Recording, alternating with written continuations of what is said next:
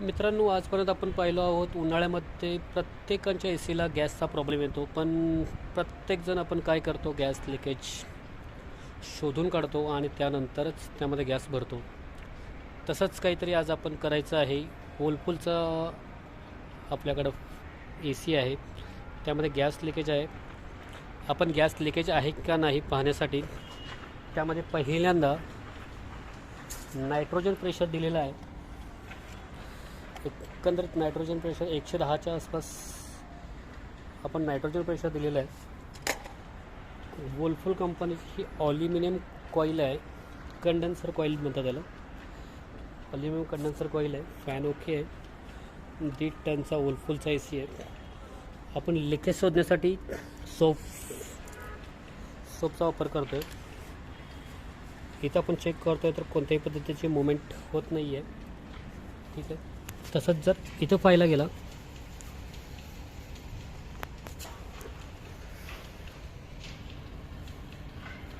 तर या पद्धतीनं लिकेज आपल्याला सापडलेलं आहे. त्यावर ते आपल्याला कंडेन्सर कॉईल रिमूव्ह करावं लागेल. रिमूव्ह करून त्यानंतर आपल्याला ए सी फिटिंग करावं लागेल.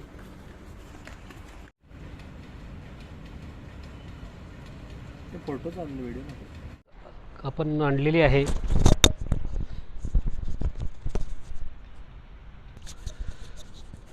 तर मित्रांनो, आपण पटपट कॉईल चेंज करूया. मित्रांनो, आपण याची ॲल्युमिनियम कॉईल असल्यामुळे कॉईल चेंज करणार आहोत. तर ही आहे आपली नवीन कॉईल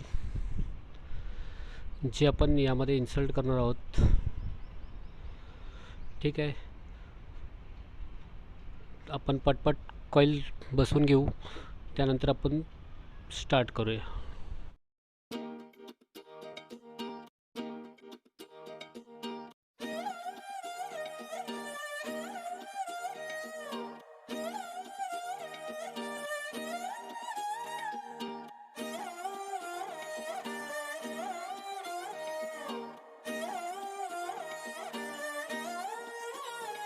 नजरें मिलते ही नजरों से नजरों को चुराए, कैसी ये हया तेरी जो तू पलकों को झुकाए. रब जो पोशीदा है उसको निहारे तू, और जो गर्विदा है उसको टाले तू. तेरी झलक शर्फी श्रीवल्ली नैना मदक बर्फी, तेरी झलक शर्फी श्रीवल्ली बातें करे दो हरफी.